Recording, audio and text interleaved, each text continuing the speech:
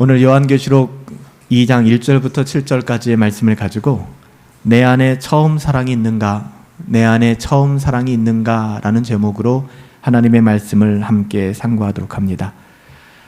우리는 지난 주일에 이기는 교회, 그 영광스러운 교회에 대하여 하늘 위의 모든 전쟁을 이기고 승리한 그 교회의 모습에 대하여 잠깐 살펴보았어요.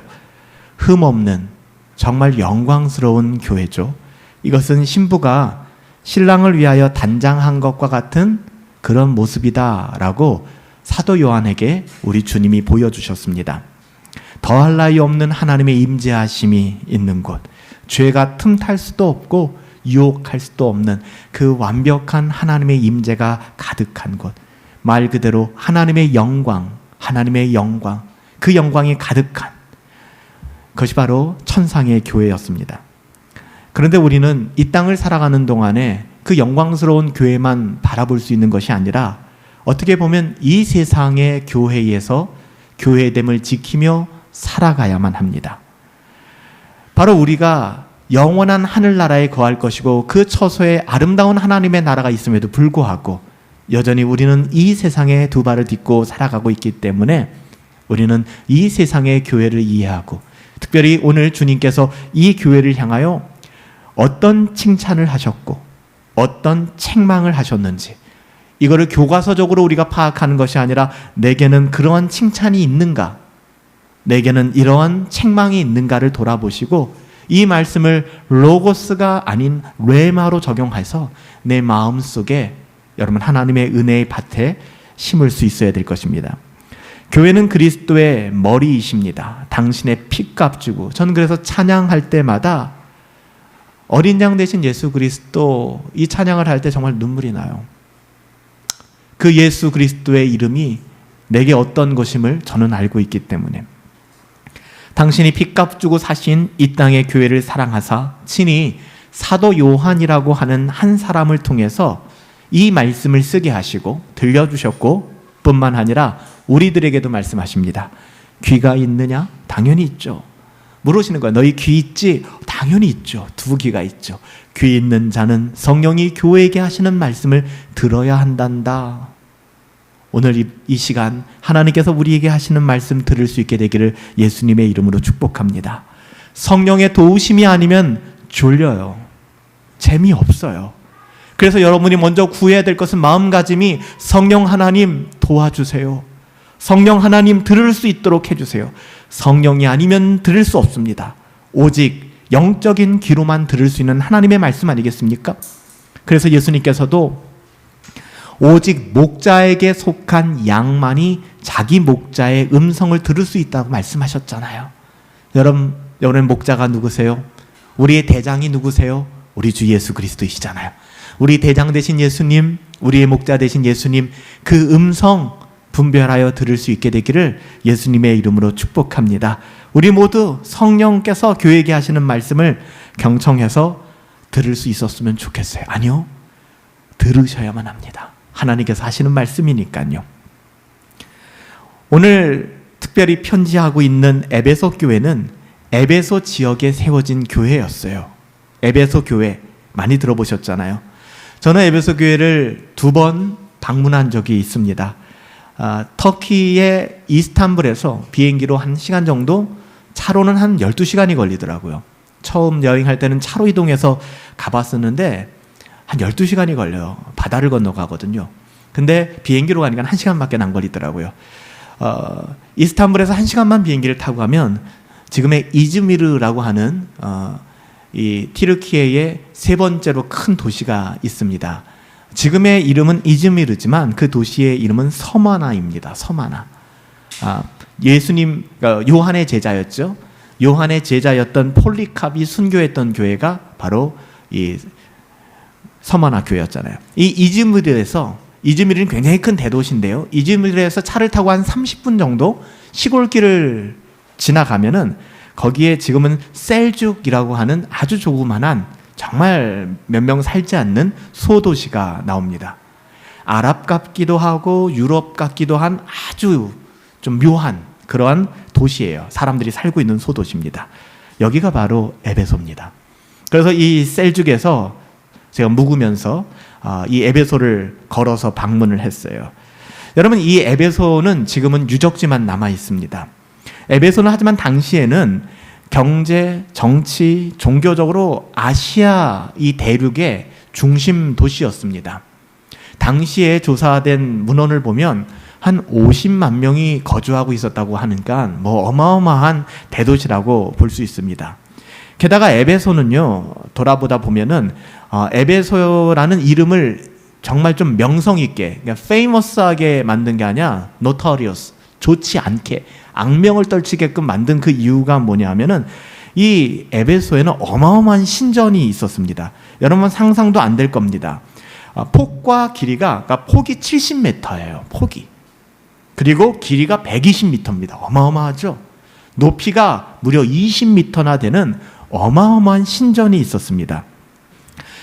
에베소에 가보면 우리 나이키 운동 아시죠? 그 나이키 신을 섬기는 신전도 있고 많은 신전들이 있어요. 그 중에 으뜸은 바로 이 아데미 신전이었습니다. 굉장히 많은 신들이 있거든요. 지금은 어떠냐? 지금은 기둥 몇 개만 남아 있습니다. 다 무너지고 기둥 몇 개만 남아 있어요. 당시에 수만 명이 함께 모일 수 있었던 자리라고 해요. 수만 명이. 에베소에 있는 콜로세움도 방문해 보았는데요. 거기에 한 15,000명의 사람들이 한꺼번에 모여서 집회를 할 수 있던 공간이더라고요. 그런데 이 아데미 신전은 그보다 훨씬 더 많은 사람들이 모일 수 있었다고 합니다. 여러분, 한 도시에 이런 신전이 있다는 것은 이미 이 도시의 성격을 아주 잘 보여주지 않습니까? 제가 청년 시절에 매 여름마다 아우리치를 갔어요. 국내 아우리치, 국외 아우리치를 다녔습니다. 제가 청년 시절에 가장 많이 갔던 아우리치 지역은 경남 사천 지역이었어요. 삼천포 그 지역이죠. 경남 사천, 경남 고성 지역이었습니다. 매해마다 내려갔었습니다. 그런데 아세요? 경남 사천과 고성 지역에 가보면은 정말 절들이 정말 많아요. 교회보다는 절이 압도적으로 많고요. 문화권 자체가 그냥 불교 문화입니다. 기독교 문화라는 것 자체가 약자이고 소수자입니다. 그나마 도시는 좀 다르지만 여러분 부산이라고 하는 대도시도 기독교 복음화율이 여러분 지금 현재 1%라는 거 아세요? 충격적이죠. 1%에서 2%입니다. 부산이요. 그래서 부산에서 목회하는 우리 동기 목사님들이나 가끔 찾아가서 교제하다 보면은요, 나 교회 다니는데 라고 얘기하면은 마치 우리가 난 무슬림 다니는데 라고 말할 때 듣는 충격과 거의 비슷하대요. 저는 그 말을 안 믿었어요. 설마 부산이? 그런데 가보니까 실질적으로 그렇더라고요. 대형 교회 몇 개를 빼놓고서는 부산에 교회 자체가 없습니다. 너무 힘들어요. 기독교 복음률이 1%라는 거 거의 선교지죠. 여러분, 이 에베소 지역은 이렇게 우상을 섬기고 우상 중에 우상을 섬기는 그런 사악한 땅이었습니다. 여러분, 한마디로 이 도시 안에서 신앙생활을 제대로 한다는 것은 쉽지 않은 일이었습니다. 외로운 일이에요. 여러분, 외롭게 신앙생활 해보셨어요? 정말 내 주변에 올바른 복음을 가지고 타협함 없이 살아가는 사람들이 없기에 그것을 선택하며 살아갈 때 따돌림 당하고 너만 이상하다는 이야기를 듣게 되고, 여러분 그런 신앙생활 해보셨습니까? 에베소에서 신앙생활을 바르게 한다는 것은 정말 이거는 불가능한 일에 가까웠습니다. 그런데 이곳에 사도 바울이 방문했습니다. 사도 바울이 이곳을 방문했습니다. 사도 바울이 1차 전도 여행을 끝나고 두 번째 전도 여행이죠. 2차 전도 여행을 할 때 사도행전 18장 16절을 보면 이 에베소 지역에 머물게 됩니다. 그리고 이 귀신이 묵고 있는 땅, 이 저주의 땅, 신전들이 가득하고, 그리고 어떻게 보면은 무당들이 가득한 땅이거든요. 무당들이 가득했던 땅, 점을 보고 가는 곳마다. 심지어는 제가 에베소의 그 셀죽의 그 거리를 거닐다 보면은요, 뭐가 남아있는지 아세요? 아주 맨들맨들한 대리석이 남아있는데요, 그 대리석에 발바닥 하나가 그려져 있어요. 발바닥 하나가. 그리고 거기에 그림도 그려져 있고요. 이게 뭔지 굉장히 궁금했어요. 근데 그게 뭐냐 하면은요, 율락가로 이끄는 이정표입니다. 그 발의 크기, 그 발의 모양 뭐냐, 그 밑에 그런 글이 쓰여 있어요. 이 발보다 어린 사람은 올 수 없고 이 발보다 큰 사람은 누구나 오십시오. 마음이 상처받고 힘든 사람, 돈은 조금 필요합니다. 실제예요. 돈은 조금 필요합니다. 하지만 그런 사람들이 오면 쉼을 얻게 될 것입니다. 사창가입니다. 사창가가 있었어요. 뿐만이 아닙니다. 온갖 잡다한 세상의 문화가, 사우나가 얼마나 잘 발달했는지 아세요? 당시 2000년 전에 스팀 사우나가 있었습니다. 어디예요? 에베소에. 에베소에 그 온천물을 끌어들이는 파이프라인이 연결되어 있어요. 그게 다 유적으로 남아있어요. 제가 한번 말씀드릴 수 있죠? 드린 적 있죠? 화장실이요? 네. 수세식입니다. 2000년 전에 수세식 화장실이 있어요. 최고의 문화를 가지고 누릴 것이 너무 많았던, 그리고 수많은 신전들이 난무했던 그곳에 누가 들어갔어요? 한 사람, 바울이 들어갔습니다. 내가 다니는 직장은 안 돼. 내가 다니는 학교는 안 돼. 우리 가정은 안 돼. 라는 잘못된 믿음에 우리는 빠져 있어요. 아니요. 성령 받고 하나님이 함께하는 한 사람이 들어가니까 그곳이 변화되기 시작하는 것입니다. 바뀌기 시작하는 거예요. 사도 바울은 전도 여행을 하면서 그리스도의 복음을 전했고, 또 이곳에 두란노 서원을 빌려서, 예배당 건물을 지을 수 없었기 때문에 두란노 서원이라고 하는 곳을 빌려서 2년 동안 매일같이 복음을 전했습니다. 여러분들 주보 표지에 있는 곳이, 나와 있는 사진이 에베소에 있는 도서관의 모습이에요. 그 옆에 보면 소피아라고 헬라어로 쓰여져 있고요. 가서 보면은 거대합니다. 물론 그곳이 꼭 두란노 서원이라 칭할 수는 없습니다. 하지만 그와 같은 도서관이나 아니면 어떤 공부를 가르쳐주는 그런 기관이었던 것 같아요. 여기를 빌려서 사도 바울이 2년 동안이나 목회를 했습니다. 그리고 교회가 세워졌어요. 사도 바울이 영원토록 머물지 않았죠. 그는 순회 전도자였기 때문에 그는 복음을 전하고 교회를 세우고 떠났습니다.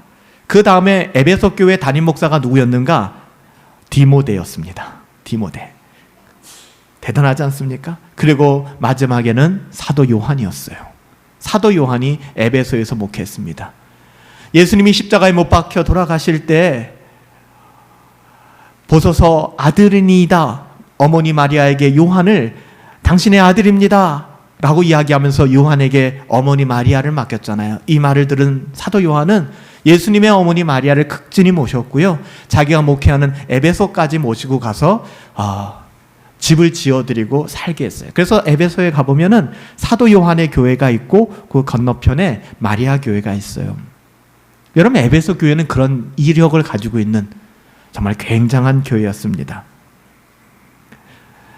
하지만 아무리 뛰어난 사도들이 목회했다고 할지라도 교회는 때로는 불완전해지기 마련이고 어려운 시기를 지나게 됩니다.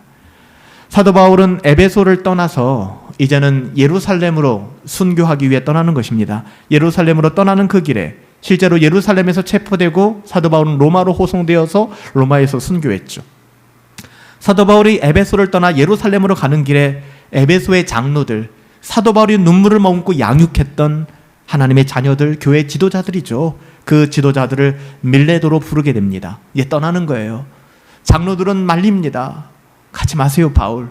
심지어는 여선지자가 허리띠를 풀러서 사도 바울을 묶습니다. 바울, 당신은 가게 되면 이렇게 체포될 겁니다. 당신은 죽게 될 거예요. 바울은 알고 있었어요.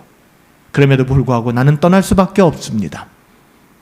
사랑하는 에베소 교회와 사랑하는 형제들을 떠나서 이제는 예루살렘으로 죽기 위해 떠나가게 되는 거예요. 이때 사랑하는 장로들에게 사도 바울이 뭐라고 얘기했는지 아세요? 사도행전 20장에 보면은 흉악한 이리가 들어오게 될 것이다. 양떼를 아끼지 않고 다 도륙할 것이다. 심지어는 장로들, 너희들 안에서 이런 어그러진 말들이 만들어지기 시작할 것이다. 그리고 너희들의 제자들로 말미암아 교회의 교회됨과 예배의 예배됨이 무너지게 될 것이다. 이렇게 경고했습니다. 그리고 그 경고는 그대로 맞아떨어졌어요. 바울은 에베소 교회를 어떤 장로에게 맡기지 않았습니다. 그렇기 때문에 사람을 보는 게 아니에요. 우리가 말하는 것처럼 수석 장로, 당신이 좀 맡아주시오, 이런 게 없는 거예요. 에베소 교회를 사도 바울이 뭐에 맡겼는지 아십니까? 은혜의 복음의 교회를 맡기게 됩니다. 이 말은 뭐예요? 어떤 지도자가 이 교회에서 목회한다 할지라도, 어떤 목사가 여러분의 담임 목사가 된다 할지라도 그 담임 목사와 그 교회를 붙잡고 있는 은혜의 복음이 아니라면 그것을 분별해 내십시오. 그건 거짓입니다. 아무리 여러분의 생각을 사로잡고 여러분의 감정을 사로잡는 사람이 온다 할지라도 하나님의 말씀을 통해서, 그래서 지금 에베소 교회가 칭찬받잖아요. 그 칭찬 중에 하나가 뭐예요? 그거 잘했다는 겁니다. 너희들이 잘 분별했다. 거짓 목자들의 정체를 잘 드러냈다. 거짓 목자가 상처받을까 그거 연연하지 않고 그거 잘 드러냈다. 잘 밝혀냈다. 그래서 너희가 진리를 지켰구나. 이게 예수님의 칭찬이었잖아요. 여러분, 교회의 어떠함은 제 손에 달려있지 않습니다. 교회의 어떠함은 여러분 손에 달려있지도 않아요. 교회는 언제나 머리 대신 주님 손에 있음을 여러분 믿으시기 바랍니다. 그게 교회가 교회되는 일이에요. 자꾸 목사가 교회의 주인 되려고 하면 안 돼요. 반대로 여러분들이 교회의 주인 되려고 하시면 안 돼요. 안 되는 걸 자꾸 되게 해달라고 목사한테 말씀하지 마세요. 그 목사 시험 들어요. 목사가 안 되는 걸 성도들에게 되게끔 자꾸만 강요해서도 안 돼요. 목사도 순종해야 돼요. 여러분들 순종해야 돼요. 우리 다 순종해야 돼요. 뭐예요? 하나님의 말씀에. 정말 하나님의 말씀 붙잡고. 그래서 보세요, 여러분들. 오늘 에베소 교회에는 칭찬 하나, 책망 하나 이렇게 나와요. 칭찬은 뭘까요? 뭐라고 말씀하세요? 내가 알아 그러는 거예요. 되게 위로가 되죠. 힘들고 어려운데 누군가가 내 어깨 툭 쳐주면서 야, 내가 다 알아. 되게 위로가 돼요. 정말 위로가 돼요. 하나님 주님이 그러시는 거예요. 힘들고 어려운 우리들의 어깨 한번 턱 치시면서 내가 안다 라고 말씀하시는 거예요. 보세요. 내가 내 행위를 안다. 네가 어떻게 살아왔는지, 네가 어떤 수고했는지 내가 안다. 네가 얼마나 인내했는지도 내가 잘 알고 있다라고 말씀하시는 거예요. 에베소 교회의 칭찬입니다. 교회가 교회로서 잘한 행동들을 주님 기억하시고 다 알고 계신다는 거예요. 여러분, 하나님이 다 아세요. 여러분의 애씀을. 오늘 이 자리에 나오기까지도 얼마나 치열한 애씀이 있으셨어요. 그렇죠? 저만 그래요? 예배 나가려고만 하면 시험거리 생기지 않나요? 예전 교회 담임 목사님이 그러시더라고요. 어머니는 권사님이고 아버지는 장로님인데 주일 예배만 나가려고 그러면 엄마 아빠가 부부싸움 한대요. 엄마 아빠가. 여러분 쉽지 않잖아요. 녹록치 않잖아요. 그럼에도 불구하고 우리가 그 어떤 환경과 상황 속에서도 다 감내해냈던 것들 사람 앞에 자랑하지 마세요. 그럴 필요 없어요. 우리 주님이 알고 계신다고 말씀하세요. 사랑하는 아들아, 딸아, 내가 다 알아. 교회의 수고와 인내를 아신다. 하나님 저에게도 그렇게 말씀하세요. 영훈아, 내가 다 알아. 그러니까 너는 그냥 최선을 다해. 거기까지야. 내가 다 알아. 이게 전 얼마나 큰 위로가 되는지 모르겠어요. 알면 보여주세요. 막 뭔가 좀 일어나게 해주세요. 그런 요청하지 않아요. 하나님이 다 알아서 하실 걸 믿기 때문에. 그래서 수고, 행위 수고 플러스 인내라고 얘기하는 거예요. 그 인내. 믿음 없으면 인내가 안 되거든요. 여러분, 여기 쓰인 수고하고 인내라는 말은요, 여러분 헬라어를 조금 아신다면 좀 더 이해가 더 빠르실 텐데, 수고라고 하는 말은 정말 부지런한 노동과 기진맥진할 때까지 일하는 노동을 말하는 거예요. 그러니까 수고라고 하는 것이 그냥 뭐 조금 일하고 나서 알바하고 나서 수고했어 이런 의미가 아닙니다. 격렬하게 힘을 다하여 소모하는 노동을 말하는 거예요. 그러니까 대충 수고하는 게 아닙니다. 여러분 지치도록 심에 겹도록 그렇게 했다는 것이죠. 에베소 교회의 수고는 이런 수고였습니다. 그럴 만도 하죠. 그런 지역에서 어떻게 교회가 교회 되겠어요? 이게 어떻게 가능하겠습니까? 그래서 여러분 가끔 뭐 무당들이 많은 지역이나, 저도 대학교 때 비교종교학을 공부하면서 비교종교학 소논문을 써야 되는데 소논문의 어떤 주제가 그거였어요. 점집을 방문하고, 그러니까는 무속인을 방문하고 거기에 대한 리포트를 쓰는 거였어요. 그러니까 어떻게 해요? 뭐 신학생이라고는 얘기는 못하고 종교를 공부하는 학생이라고 이야기하고 가서 인터뷰하는 것이죠. 무당들하고 어떻게 신내림 받았는지 뭔지 이야기하는 것이죠. 가보면은 그곳은 다 점집밖에는 없어요. 다 깃발 꽂아놓고. 그러니까 그렇게 또 때로는 오해하기도 하는 거예요. 그 지역을 묵고 있는 악한 영이 있나 보다. 뭐 있을 수도 있을 것 같아요. 그래서 그 땅을 묶는 악한 영들을 뭐 쫓아내는 운동도 하고 뭐 땅 밟기도 하고, 그것이 뭐 완전히 성경적인 내용은 아니지만 자꾸 또 오해하니까 그런 걸 또 믿고 뭐 절에 가가지고서 막 찬양하고 막 기도하고 이것이 신앙 좋은 거라고 생각하잖아요. 그거 아니에요. 그건 무례한 겁니다. 그러시면 안 돼요. 그럼에도 불구하고 에베소라는 그 지역에 음란한 영들과 그리고 수많은 거짓의 영들이 가득했던 건 분명해요. 거기에서 신앙생활을 올바르게 한다는 것은 수고와 인내, 이건 필수적인 것이죠. 이거 없이 어떻게 신앙생활 하겠습니까? 끝까지 견뎌내야 되니까. 그렇죠? 여러분, 이렇게 수고와 인내를 내가 안다라고 말할 정도면 얼마나 어려움을 많이 겪었는가를 우리가 짐작해 볼 수 있습니다. 사도 바울이 개척한 이후에 한 40년이 지났습니다. 에베소 교회는 창립 40주년이 된 겁니다. 그동안의 에베소 교회의 장점, 칭찬받을 만한 건 뭔가 변질되지 않았어요. 수고하고 인내하면서 어떤 거 했느냐? 복음의 진리 지켰습니다. 적어도 그 강단이 오염되지 않았어요. 물론 디모데에 의해서, 사도 요한에 의해서 뭐가 오염됐겠습니까? 오염되지 않았어요. 그것만큼은 잘 지켜졌습니다. 여러 가지, 특별히 니골라당이라고 하는 이단으로부터도 교회가 잘 지켜졌습니다. 너무나도 모범적인 일을 했죠. 칭찬을 받았습니다. 에베소 교회 성도들이 이렇게 했다는 것은 순전하게 사람의 어떠함이 아니라 복음의 그 어떠함을 믿고 신뢰했기 때문이에요. 그래서 참고 견딜 수 있었던 것이죠. 이들에게 있어서 진짜 존귀한 이름은 하나밖에 없었어요. 예수 그리스도. 사도 요한도 아니고 디모데도 아니고 바울도 아니에요. 예수 그리스도. 그러니까 주님이 미워하시기 때문에 나도 미워하는 겁니다. 무슨 말씀인지 이해되시죠? 주님이 미워하시기 때문에, 그런 행동들을 주님이 미워하시기 때문에 나도 그것을 미워하는 거예요. 주님이 미워하시기 때문에. 이런 칭찬을 들었던 에베소, 그들 나름대로는 생각이 있었습니다. 이때 에베소의 하나님께서는 또 하나의 책망을 하십니다. 그 책망은 뭔가? 사랑이 없다는 겁니다. 첫사랑을 잃어버렸다라고 얘기하는 겁니다. 여러분 보세요. 주님이 이렇게 잘한 에베소 교회를 칭찬하시고 나서 곧장 한 가지 바로 이야기하시는데요. 찬물을 껴듯이 그것은 너희가 처음 사랑을 버렸다. 여러분 이거 주목해서 보셔야 됩니다. 처음 사랑을 버렸다. 진리를 따른다는 것, 진리를 지킨다는 것, 진리를 지키기 위해서 싸움을 한다는 것이 얼마나 소중한 일입니까? 지금 에베소 교회는 그 일들을 40년 동안 잘 해오고 있어요. 그런데 주님이 보실 때 그 근본 동기가 사랑이 아님을 보시는 겁니다. 주님을 향한 사랑이 함께하지 않는다라고 지금 말씀하고 있는 거예요. 오히려 진리로 싸울 때 우리가 넘어질 수 있는 위험이 여기에 있습니다. 맨날 모이면 지적질하고, 맨날 모이면 싸움질하고, 맨날 모이면 평가하고 이러고 살아가는 거예요. 그 안에 사랑이 있어요? 없다는 거예요. 그러니까 신앙생활이 너무나 부정적으로 바뀌게 되는 거예요. 저도 이런 어떻게 보면은 순환이죠, 순환. 악순환을 여러 번 반복했어요. 분명히 은혜의 복음을 전했는데, 바른 복음을 전했는데, 그 복음을 갖고서 한 사람이 성장하는 과정들을 보니까 은혜의 복음이 자기를 왕노릇하며 하나님의 사랑과 은혜가 충만한 것이 아니라 어느 순간 그 복음을 가지고 복음 아닌 것을 정죄하는 거의 전문가가 되어 가더라고요. 지적하고. 여러분, 우리가 권면하고 세우는 것과 지적하고 판단하는 것은 전혀 다른 겁니다. 비슷해 보여요. 굉장히 비슷해 보입니다. 에베소 교회가 바로 이 악순환을 따라갔다는 것입니다. 에베소 교회는 변명은 있었어요. 그래도 우리는 칭찬하나? 또 책망하나?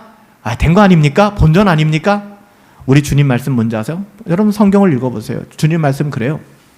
너희가 책망할 것이 있기 때문에, 이 사랑이 없다는 것이 있기 때문에 너희가 진리를 지켰다라는 이것 자체가 무의미해진다라고 말씀하세요. 주님의 논리는 늘 그러세요.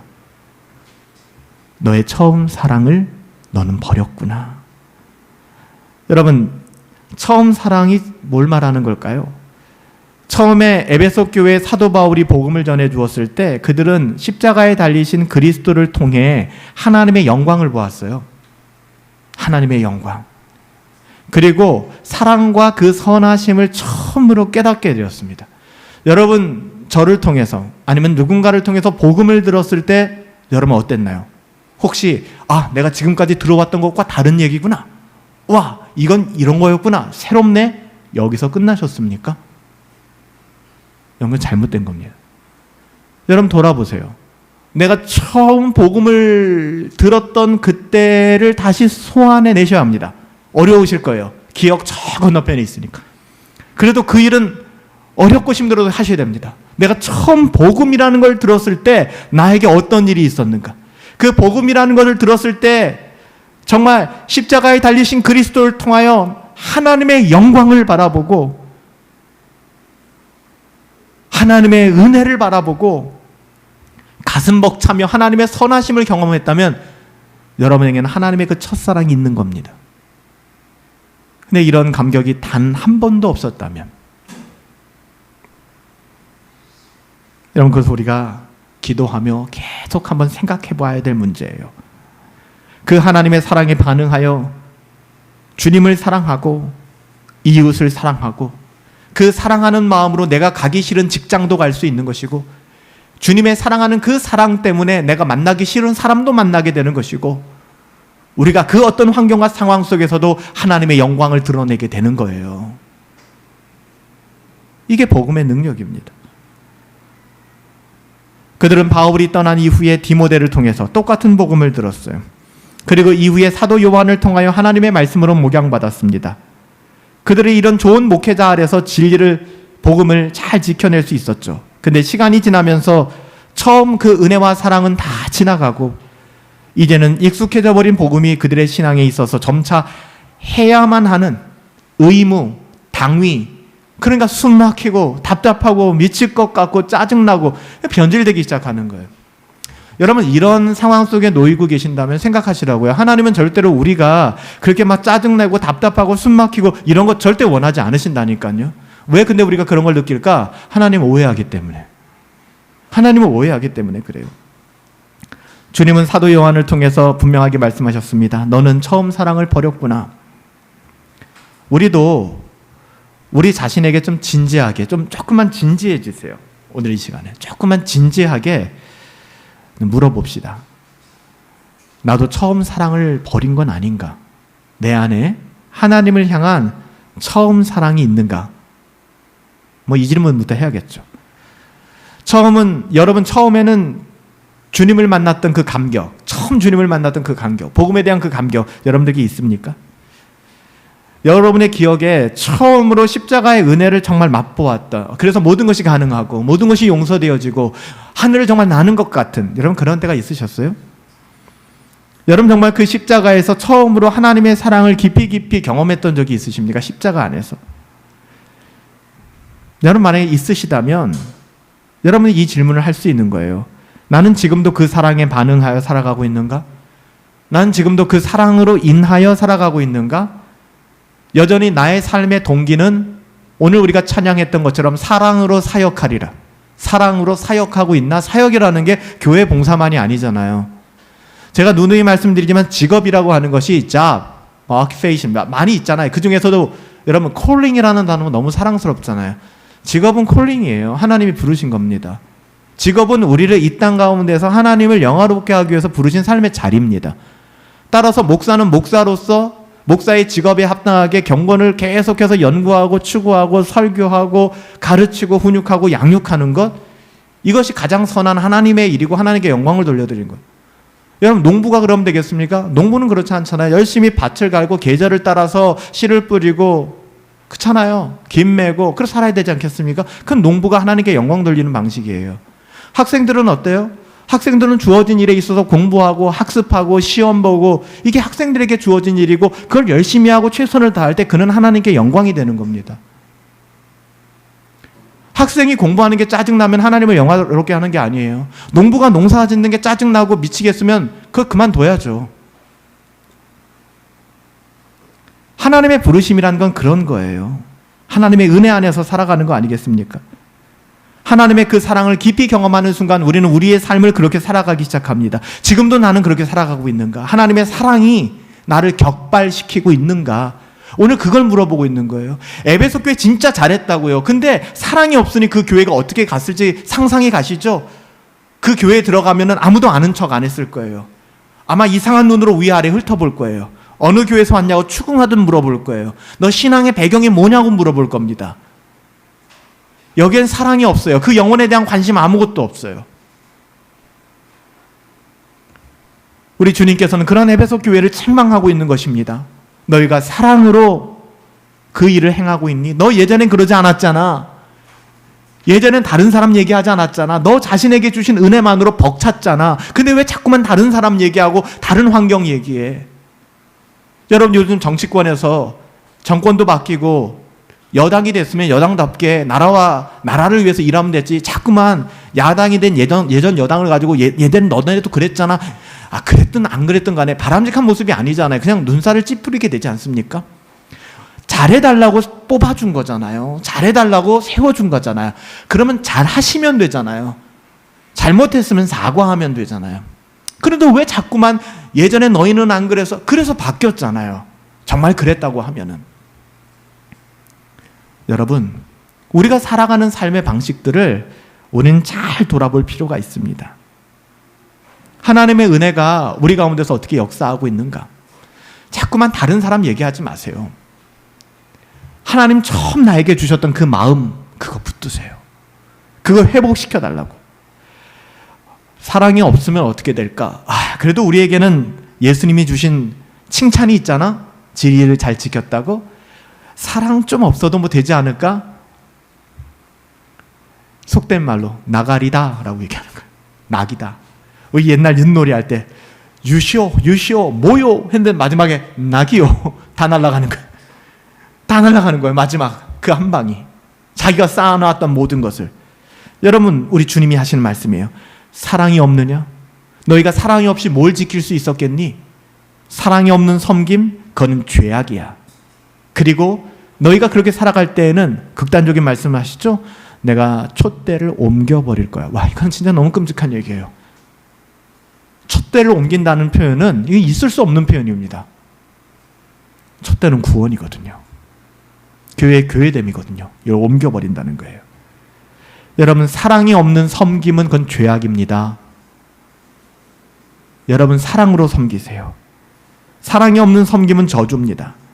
주님께서 처음 사랑을 버렸다라고 말씀하시면서 많이 회개하지 않고 너희가 회복하지 않으면 머뭇머뭇거린다면, 자꾸만 머뭇머뭇거린다면 촛대 옮기시겠다고 하는, 진짜 이건 최악의 경고입니다. 주님의 경고가 이거보다 더 센 게 없어요, 여러분들. 그러니까 제발 들어달라는 거예요. 제발 들어라 말씀하시는 거죠. 오죽했으면.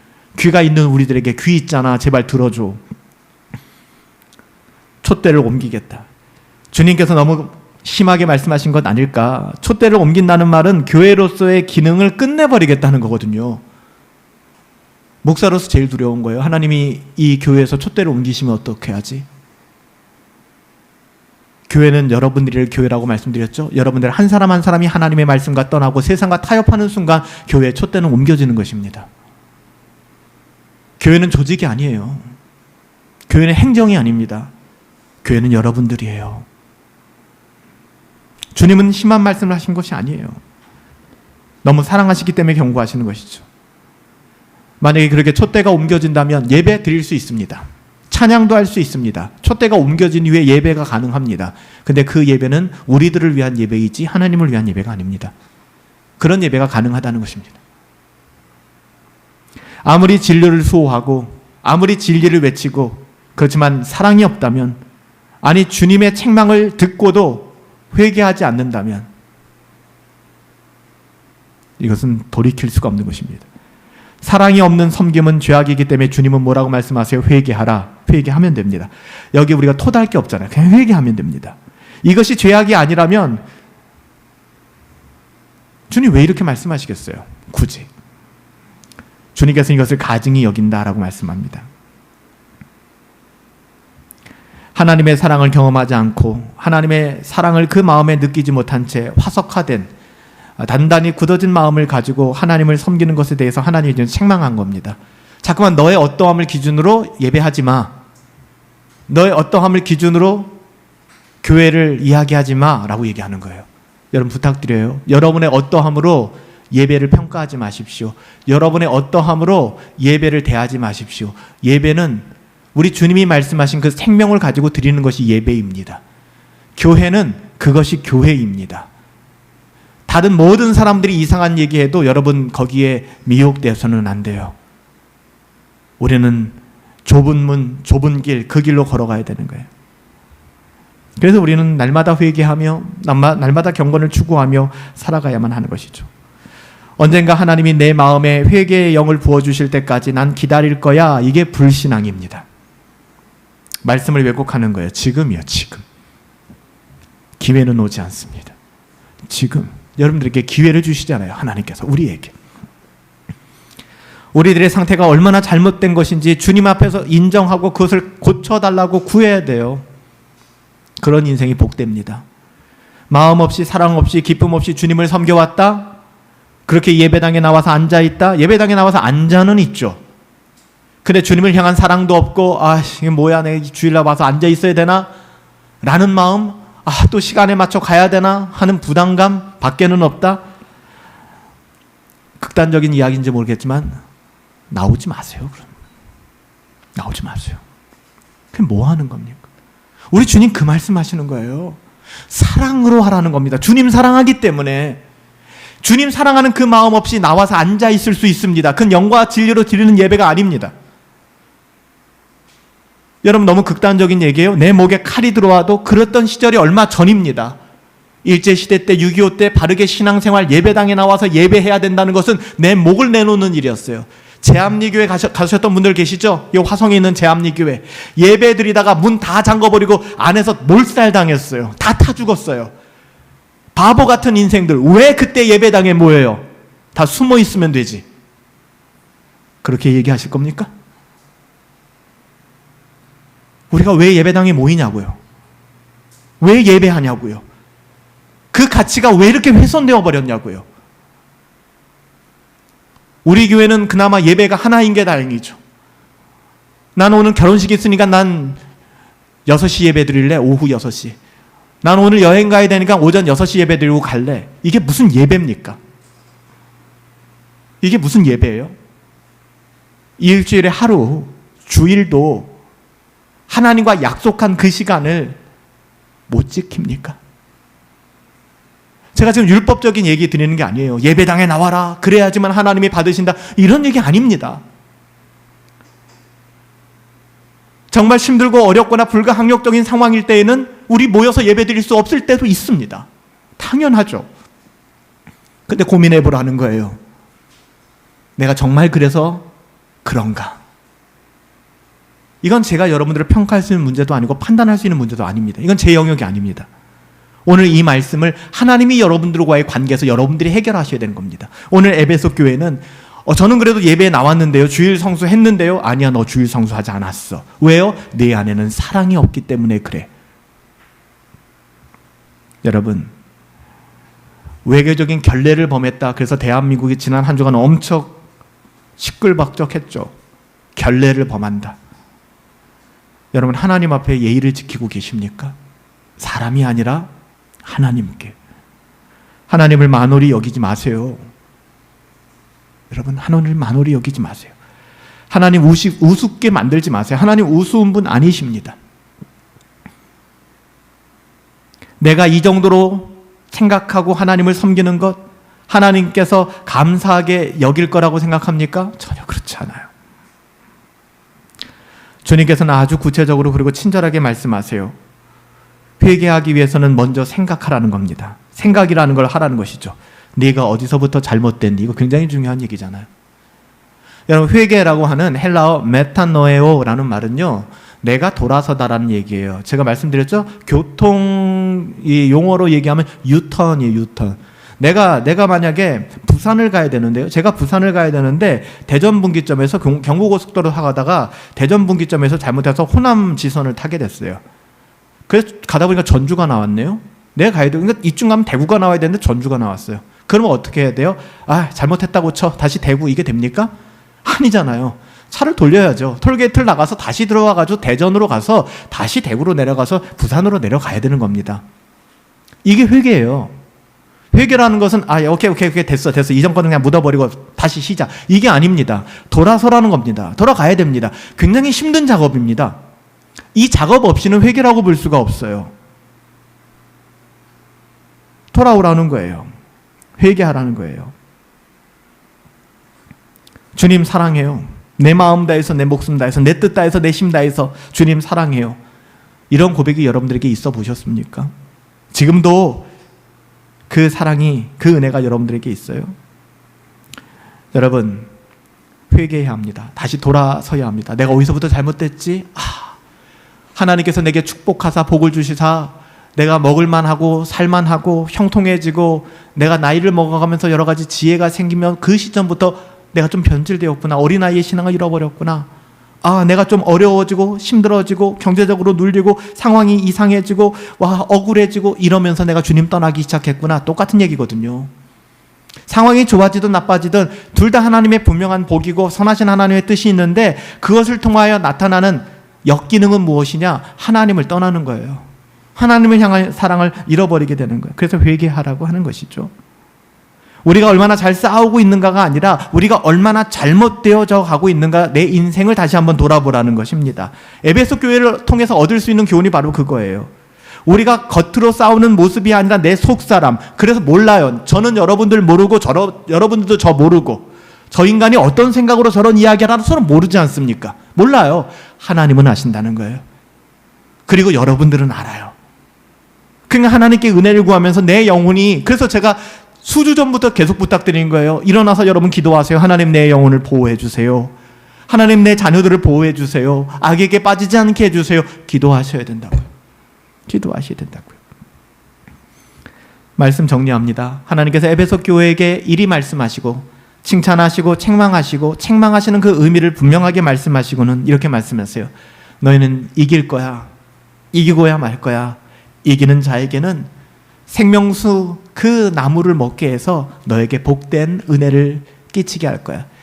길게 설명은 못 드리고 이 이야기 어디로 우리가 가야 되죠? 창세기 에덴 동산으로 가야 되잖아요. 생명나무, 영원히 살 수 있는 생명나무. 근데 인간이 선악과를 따먹은과 동시에 하나님께서는 그 생명나무를 가리우셨잖아요. 마지막에 주님께서 그 영광스러운 교회, 그래서 이기는 자에게, 우리 주 예수 그리스도의 은혜로 이기는 자에게 뭐라고 말씀하십니까? 생명나무 과실을 먹게 하리라. 이제는 그 창세기의 그 저주가 완전히 풀려지는 겁니다. 누구에게요? 이기는 자에게. 이기는 자는 제가 지난주에 설명했잖아요. 천상의 그 영원한 교회. 지금은 우리가 연약하지만 여러분, 신자는 이기는 자입니다. 할렐루야. 이긴 자입니다. 여러분, 누누이 말씀드리잖아요. 과거에 여러분들의 부정적인 생각들, 과거에 여러분의 그 초라했던 성적표들 과감히 끊어버리세요. 거기에 묶여 계시지 마시라고요. 청산하세요. 대가를 지불하세요. 오직 예수 그리스도가 그 대가 지불을 하셨잖아요. 예수의 이름으로 일어나시면 됩니다. 예수님이 이기셨기 때문에 우리가 이긴 겁니다. 할렐루야. 예수님이 이기셨기 때문에. 우리는 예수님과 하나 된 사람들이니까. 그리스도와 연합한 자는 그가 그리스도 안에 있기 때문에 그리스도와 하나 되어서 이미 이긴 자가 되는 거예요. 이긴 자의 의미가 그겁니다. 이긴 자라고 많이 얘기하죠. 누가 제일 많이 합니까? 신천지가 얘기 많이 하잖아요. 신천지. 이만희가 이긴 자라고. 신천지가 제일 많이. 왜 계시록을 교회들이 침묵하는지 모르겠어요. 우리가 진정 이긴 자입니다. 누구로 말미암아? 그런 이단 나부랭이가 아니라 우리 주 예수 그리스도로 말미암아. 그 승리가 우리에게 있는 거예요. 오늘 우리는 다시 이 사실 앞에 엎드려야 됩니다. 우리의 행위와 우리의 태도로 볼 때 우리는 자신만만하지 못해요. 우리는 늘 주눅이 들어요. 우리의 모든 의로움은 어디에 있다? 예수 그리스도. 예수 그리스도. 이렇게 마음 없이, 기쁨 없이, 주님 사랑하는 마음 없이 주님을 섬기는 우리들의 모습들 회개하십시다. 그리고 우리 은혜를 구합시다. 하나님을 사랑하는 그 마음으로 내가 서기를 원합니다. 예배하기를 원합니다. 교회를 교회되고 예배를 예배하는 일에 그렇게 쓰임받기를 원합니다.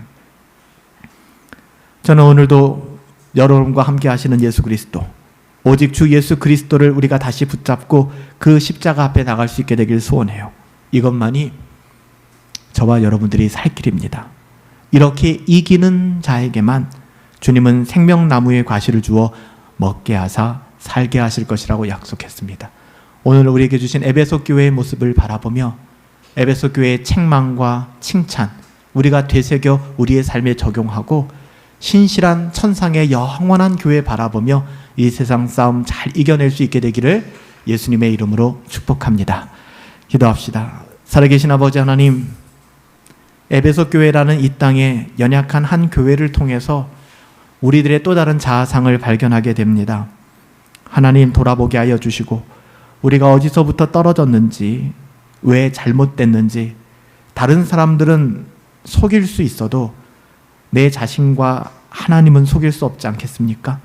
돌아보게 하여 주시옵시고 우리가 참으로 무엇 때문에 이긴 자가 되었고 무엇 때문에 생명나무 과실의 실과를 먹게 되었는지를 다시 한번 자문하게 하시고 깨닫게 하시고 우리 주님께서 말씀하신 사랑으로 살아가는 것, 은혜 안에서 살아가는 것, 그 신실한 삶 살아갈 수 있게 되기를 간절히 소원하옵고 존귀하신 예수님의 이름으로 기도하옵나이다. 아멘. 하나님의 은혜와 사랑 이것이 우리의 삶에 체휼되어지고 깊이 경험될 수 있었으면 좋겠습니다. 우리 준비하신 연보 하나님께 헌상하여 올려드리도록 하겠습니다.